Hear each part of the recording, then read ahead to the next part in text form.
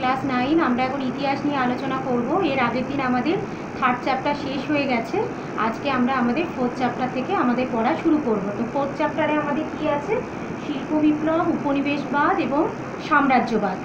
তো প্রথমে আমরা শিল্প বিপ্লব নিয়ে আলোচনা করব। বিপ্লব শব্দের অর্থ তোমরা জানো, তোমরা ফরাসি বিপ্লব পড়েছো, তো সেক্ষেত্রে বিপ্লব মানে জানো, বিপ্লব শব্দের অর্থ হচ্ছে আমূল পরিবর্তন। তো শিল্প বিপ্লব কি বুঝতেই পারছো, শিল্পের ক্ষেত্রে আমূল পরিবর্তন। তো শিল্পের ক্ষেত্রে কী ধরনের আমূল পরিবর্তন হতে পারে, কীরকম পরিবর্তন আসছে দেখো। মোটামুটি ইউরোপ মহাদেশের মধ্যে ইংল্যান্ডের প্রথম শিল্প বিপ্লব হয়েছিল। তো শিল্পের ক্ষেত্রে পরিবর্তন কীরকম হচ্ছে দেখো, যে দৈহিক পরিশ্রমের বদলে যন্ত্র দ্বারা শিল্পদ্রব্যের অতি দ্রুত এবং তার প্রচুর পরিমাণে যে উৎপাদন এবং তার গুণগত মানের যে পরিবর্তন, তাকে আমরা শিল্প বিপ্লব বলবো। তাহলে বুঝতে পারছো, অতি দ্রুত যন্ত্রের সাহায্যে প্রচুর পরিমাণে দ্রব্যের উৎপাদন হচ্ছে এবং তার উৎপাদিত দ্রব্যের কোয়ালিটিও অনেক উন্নত হচ্ছে। কীরকম দেখো তোমাদের একটু, তো শিল্প বিপ্লব ভালো করে বুঝতে গেলে ইংল্যান্ডের আমরা একটু অর্থনৈতিক পরিস্থিতি, সময়কাল এগুলো নিয়ে আমাদের এখন আলোচনা করতে হবে। তো শিল্প বিপ্লব কী মোটামুটি তোমরা একটা বুঝতে পারছো, যে দৈহিক পরিশ্রমের বদলে, মানে আগে শিল্প বিপ্লবের আগে মোটামুটি ধরো শিল্প বিপ্লব ইংল্যান্ডে শুরু হয়েছিল অষ্টাদশ শতাব্দীর দ্বিতীয়ার্ধ থেকে শিল্প বিপ্লব শুরু হচ্ছে। যদিও শিল্প বিপ্লবের সময়কাল নিয়ে বিভিন্ন ঐতিহাসিকদের মধ্যে বিভিন্ন রকমের মত পার্থক্য আছে, আমরা সেটা আলোচনা করব। তার আগে আমরা একটু আলোচনা করে নিই। শিল্প বিপ্লব মোটামুটি ধরো অষ্টাদশ শতাব্দীর দ্বিতীয়ার্ধ থেকে ইংল্যান্ডে শিল্প বিপ্লব শুরু হয়ে যাচ্ছে। এবং শিল্প বিপ্লব হবার পরে ইংল্যান্ডের আগে অর্থনীতি ছিল কৃষি নির্ভর, মূলত কৃষি নির্ভর অর্থনীতি ছিল। আর তোমরা জানো ইংল্যান্ডের উপনিবেশ ছিল, ব্যবসা বাণিজ্যও ছিল। কিন্তু এখন মানে এই অষ্টাদশ শতাব্দীর দ্বিতীয়ার্ধ থেকে ব্রিটিশ অর্থনীতির ক্ষেত্রে যুগান্তকারী পরিবর্তন আনছে শিল্প বিপ্লব। কীরকম দেখো, আগে মানে এই যে মানে যে ফ্যামিলিগুলো কৃষিকাজের সঙ্গে যুক্ত ছিল, তারা কৃষিজ উৎপাদনের সঙ্গে সঙ্গে তারা গৃহেরই সংলগ্ন একটা ঘরে তারা কুটির শিল্পের সঙ্গে নিযুক্ত ছিল। আবার কোনো ফ্যামিলি দেখো, তারা হয়তো উৎপাদন প্রক্রিয়ার সঙ্গে পুরোটার সঙ্গে যুক্ত ছিল। যেমন ধরো হচ্ছে যে সুতো বোনা, সুতো কাটা, সুতো রং তৈরি করা, পুরোটার সঙ্গে যুক্ত ছিল। এবং এই যে তারা মানে শিল্পদ্রব্য উৎপাদন করছে এবং তার মালিক কিন্তু ওই পরিবারগুলোই ছিল। কিন্তু এখন পরিবর্তন আসছে, এখন কিন্তু সেই পরিবার ভিত্তিক আর উৎপাদন কাঠামো আর থাকছে না। তার পরিবর্তে বড় বড় কলকারখানা তৈরি হচ্ছে, সেখানে প্রচুর পরিমাণে শ্রমিক তারা কাজ করছে, উৎপাদন করছে শ্রমিকেরা, কিন্তু মালিকানা থাকছে কলকারখানার মালিকদের। এবং তারা কি করছে, তারা এই শ্রমিক নিয়োগ করছে, যন্ত্রপাতি কিনছে, তখন উন্নত প্রযুক্তি যন্ত্রপাতি তৈরি হচ্ছে, আবিষ্কার হচ্ছে, সেগুলো তারা কিনছে, প্রচুর পরিমাণে শ্রমিককে তারা কাজে লাগাচ্ছে, তারা মূলধন বিনিয়োগ করছে, পুঁজি বিনিয়োগ করছে এবং প্রচুর পরিমাণে তারা লাভ করছে। তার মানে কুটির শিল্প যেটা ছিল, কুটির শিল্পের পরিবর্তে আধুনিক যন্ত্র নির্ভর সভ্যতা গড়ে উঠছে। এবং এই যে ইংল্যান্ডে তোমরা দেখলে বস্ত্র শিল্পকে কেন্দ্র করে প্রথম শিল্প বিপ্লব ঘটেছিল। এবং পরে পরে ইউরোপের প্রায় প্রত্যেকটা দেশেই শিল্প বিপ্লব ঘটেছিল এবং সেগুলো আমরা আবার পরে আলোচনা করব। কিন্তু ইংল্যান্ডের অনেকটা পরে ওই সমস্ত দেশগুলোতে, যেমন তোমরা রাশিয়া, জার্মানি, ফ্রান্স, এই সমস্ত দেশগুলোতে, রাশিয়াতে সব মানে আরও অনেক পরে হচ্ছে। ফ্রান্স জার্মানিতে যখন হয়েছিল, রাশিয়াতে আরও পরে হচ্ছে। মোটামুটি ধরো তোমাদের ওই ঊনবিংশ শতাব্দীর শেষের দিকে রাশিয়া শিল্পায়নে গতি আসছে। তোমরা ভূমিদাস প্রথার উচ্ছেদ দেখবে, এবং ভূমিদাস 1861 সালে হয়েছিল, পড়েওছো তোমরা। তারপরে শিল্পায়নের ক্ষেত্রে তারা অতি দ্রুত এগিয়ে যাচ্ছে। তো যাই হোক, তো আমরা দেখব যে এই যে শিল্প বিপ্লব হচ্ছে, এটা গোটা ইউরোপীয় অর্থনীতির পরিবর্তন সূচিত করছে।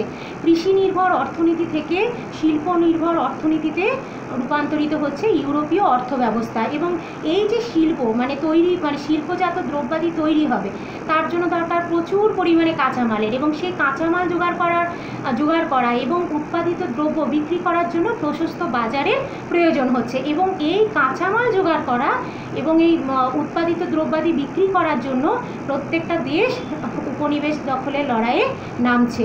এবং এই উপনিবেশবাদ থেকে আসছে সাম্রাজ্যবাদ। তো এই চ্যাপ্টারে আমরা শিল্প বিপ্লব, উপনিবেশবাদ এবং সাম্রাজ্যবাদ নিয়েই আমরা আলোচনা করব পুরো চ্যাপ্টার ধরে। তো আমরা এখন শিল্প বিপ্লব নিয়ে আলোচনা করছি। তোমরা তাহলে দেখতে পেলে শিল্প বিপ্লব কী। শিল্প বিপ্লব হচ্ছে যে দৈহিক পরিশ্রমের বদলে আগে পুরোটাই মানে প্রযুক্তি ছিল অত্যন্ত সাধারণ মানের, সেই জায়গায় মানুষ দৈহিক পরিশ্রম বেশি করত, কিন্তু এখন দেখতে পাচ্ছি যে যন্ত্রপাতি চলে আসছে অতি উন্নত মানের, তাহলে দৈহিক পরিশ্রমের বদলে যন্ত্র দ্বারা শিল্পদ্রব্যের যে অতি দ্রুত যে পরিমাণগত এবং গুণগত মানের যে পরিবর্তন, সেটাকে আমরা শিল্প বিপ্লব বলবো। এবং এই শিল্প বিপ্লব কথাটি প্রথম ব্যবহার করেছিলেন ফরাসি সমাজতান্ত্রিক নেতা অগাস্তে ব্ল্যাঙ্কি, এবং ইংরেজ ঐতিহাসিক আর্নল্ড টয়নেবি সেটাকে শিল্প বিপ্লব কথাটিকে আস্তে আস্তে জনপ্রিয় করছেন। এবার শিল্প বিপ্লব কখন হয়েছিল, মোটামুটিভাবে বিভিন্ন ঐতিহাসিক বিভিন্ন রকম বক্তব্য পেশ করেন। ঐতিহাসিক নেব তিনি বলছেন যে 16 শতাব্দীতে অর্থাৎ 1540-এর দশক থেকে ইংল্যান্ডে শিল্প বিপ্লব হয়েছিল।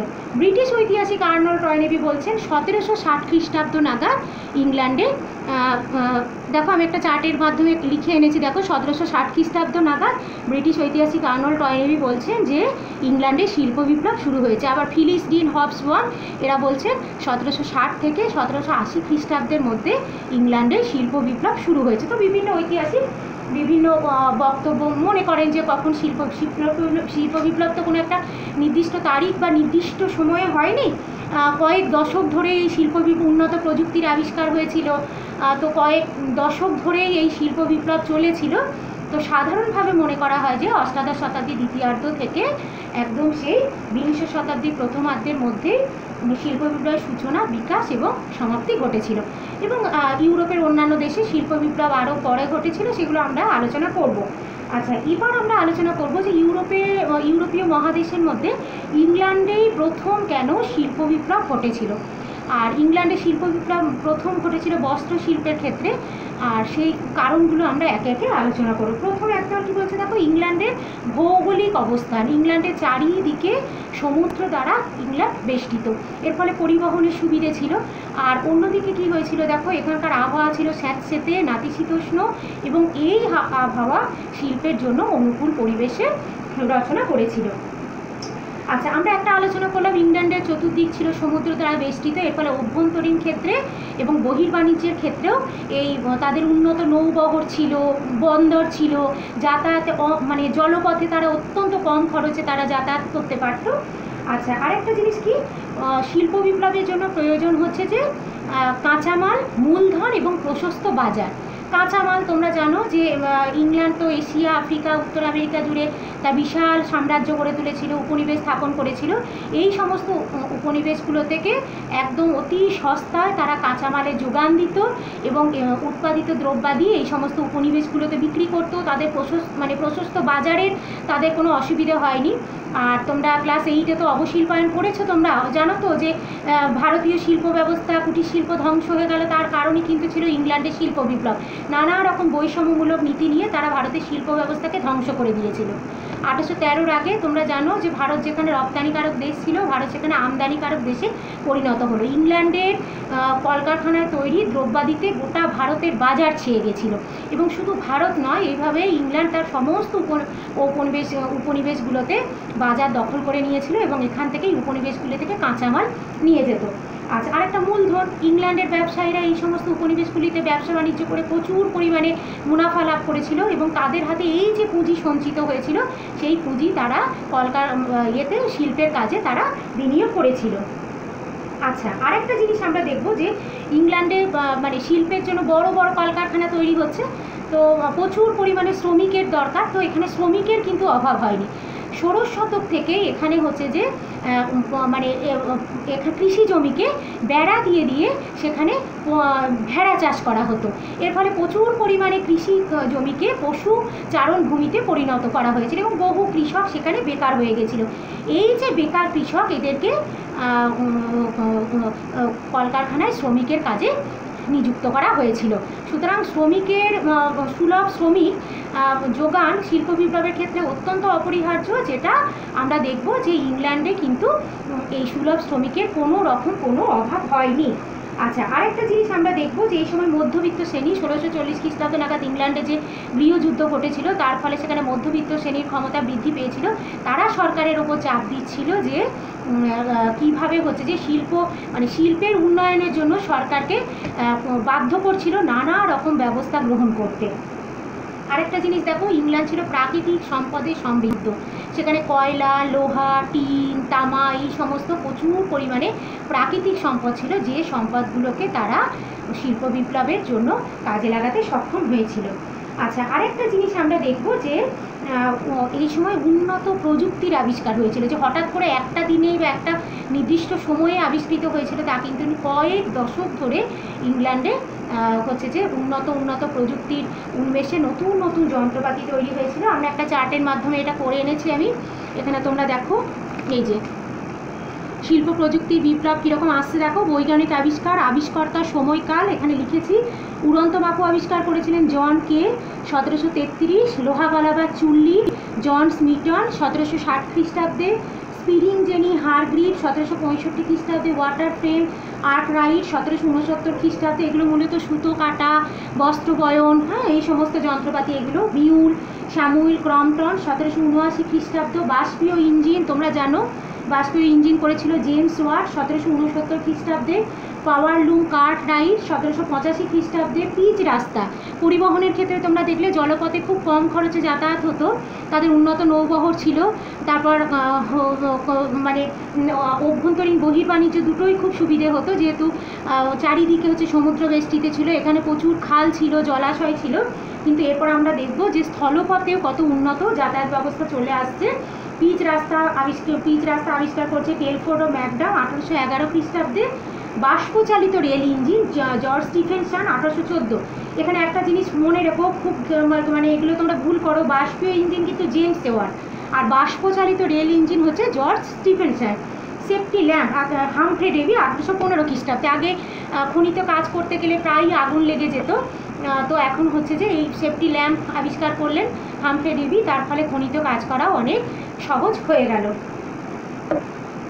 আচ্ছা, এখানে আমরা তো মোটামুটি ইংল্যান্ডের শিল্প বিপ্লবের কারণগুলো আমরা আলোচনা করলাম, এবং পরবর্তীকালে মহাদেশেও শিল্প বিপ্লব হয়েছিল অন্যান্য জায়গায়। তোমরা ফ্রান্সে শিল্প বিপ্লব তোমরা তো জানো, সেই 1789 খ্রিস্টাব্দে ফরাসি বিপ্লব হয়েছিল। ফ্রান্সের মানে অভ্যন্তরীণ পরিস্থিতি অত্যন্ত গোলযোগপূর্ণ ছিল। তো মোটামুটিভাবে আমরা দেখব যে 1830 সালে যখন লুই ফিলিপ যখন ক্ষমতায় আসছে জুলাই বিপ্লবের পরবর্তীকালে, তখন আস্তে আস্তে ফ্রান্সের শিল্পায়নে গতি আসছে, এবং তৃতীয় নেপোলিয়নের আমলে ফ্রান্সের শিল্পায়ন আরও বেশি করে এগিয়ে যাচ্ছে ফেব্রুয়ারি বিপ্লবের পরে। আচ্ছা, জার্মানির কথা তোমরা জানো, 1870 থেকে 71 খ্রিস্টাব্দে জার্মানি স্বাধীন রাষ্ট্র হিসেবে আত্মপ্রকাশ করেছিল। তার আগেও যদিও জার্মানিতে তোমরা সেই দেখেছিলে প্রাশিয়াতে 1859 খ্রিস্টাব্দে জোলভেরাইন প্রতিষ্ঠিত হয়েছিল, এবং জার্মানির আস্তে আস্তে বিভিন্ন রাজ্যগুলোই তার মানে সদস্য হয়েছিল। আস্তে আস্তে তাদের শিল্পায়নে মানে তাদের বাণিজ্যিক অগ্রগতি, শিল্পায়নে তারা মনোনিবেশ করেছিল। কিন্তু মূলত আমরা দেখব জার্মানি 1870 থেকে 71 খ্রিস্টাব্দে ঐক্যবদ্ধ হওয়ার পরে তাদের শিল্পায়নের ক্ষেত্রে গতি আসে। রাশিয়াতে আবার অনেকটা পরেই শিল্পায়ন হয়েছিল। মোটামুটি রাষ্ট্রীয় উদ্যোগে বিদেশি ঋণের সাহায্যে রাশিয়ার শিল্পায়ন হচ্ছে, এবং সেটা বেশ একটু পরের দিকে, প্রায় 19 শতকের শেষ দিকে রাশিয়ার শিল্পায়নের ক্ষেত্রে জোয়ার আসছে। তো আমরা মোটামুটি শিল্পায়ন আলোচনা করলাম। তোমরা শিল্প বিপ্লব কী জানলে, এবং শিল্প বিপ্লব কীভাবে আস্তে আস্তে উপনিবেশবাদ সাম্রাজ্যবাদের জন্ম দিয়েছিল, এবং মহাদেশে শিল্পায়ন আমরা দেখলাম ইংল্যান্ডের বেশ কিছুটা পরে শুরু হচ্ছে। কিন্তু ইউরোপের প্রায় প্রত্যেকটা দেশেই ধীরে ধীরে শিল্পায়ন ঘটছে। ইউরোপীয় অর্থনীতি মূলত কৃষি নির্ভর অর্থনীতি থেকে তারা শিল্প নির্ভর অর্থনীতিতে এগিয়ে যাচ্ছে, এবং এই শিল্পের জন্য কাঁচামাল জোগাড় করা এবং প্রশস্ত বাজারের জন্য এই সমস্ত দেশগুলো উপনিবেশ দখলের লড়াইয়ে নামছে।